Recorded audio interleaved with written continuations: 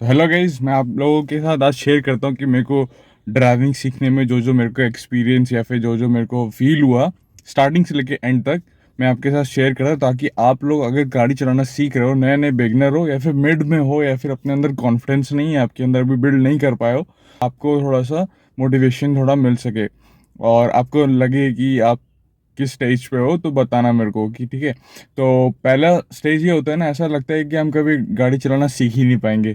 हम लोग स्टार्ट करते हैं, गाड़ी चलाते हैं और इधर उधर ये पता नहीं चलता पैर कहाँ लगाना है, हाथ स्टेयरिंग पे ध्यान दे कि ये है वो है फिर ये है, ऐसा ऐसा। ये पहला स्टेज होता है। और दूसरे स्टेज पे ऐसा लगता है कि हल्का सा भी कंट्रोल आता है ना, तो लगता है कि अब गाड़ी चलाना हम सीख चुके हैं, हमको सब कुछ आ गया है, अब हम कुछ भी कर सकते हैं, ऐसा लगता है। दो दो तीन दिन के बाद ऐसा लगता है। लेकिन अगर आप कंटिन्यू चलाते रहोगे ना, डे बाय डे, तो फिर आपके अंदर एक और स्टेज आता है। एक और स्टेज में ऐसा आता है कि अब आपको लगता है कि अब मैंने जो पहले दिन जो मेरे अंदर कॉन्फिडेंस था, मोटिवेशन था, वो भी खत्म हो गया। अब मेरे को यकीन हो गया कि मुझे गाड़ी चलाना नहीं आता है। तो ये भी एक स्टेज आता है। ये एक साइकिल है एक तरीके से, कि ये स्टेज आता है, सबकी लाइफ में आता है। मेरे जितने भी लोग मेरे फ्रेंड्स हैं जो जो नई नई गाड़ी चलाना सीख रहे थे, वो भी यही बता रहे थे।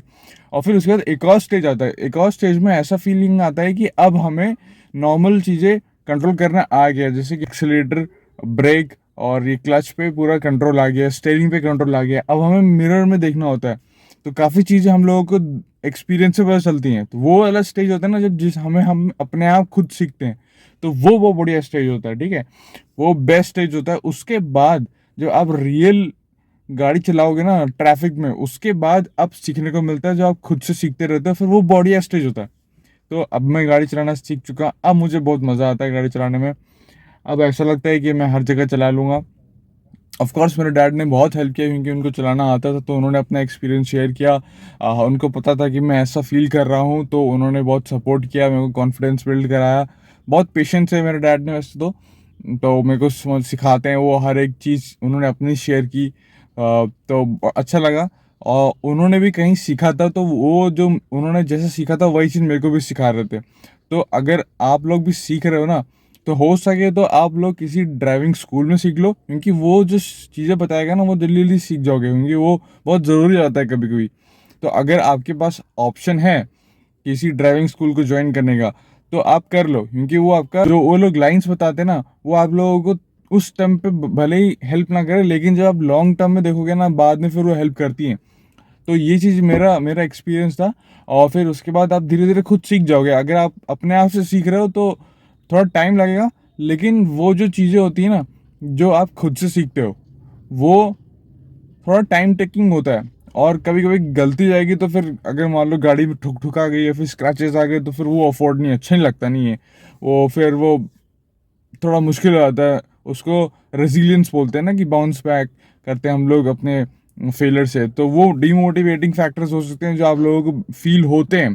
तो मैं तो चाहूँगा कि आप लोग बीच में अगर किसी से हेल्प लें, अगर आप लेंगे ना, तो फिर वो बढ़िया रहता है, मोटिवेशन अच्छा रहेगा, कॉन्फिडेंस बिल्ड करना है। सबसे ज़रूरी चीज़ होती है हर चीज़ में, जो भी आप नई स्किल सीख रहे हैं, कंसिस्टेंसी इज़ द की।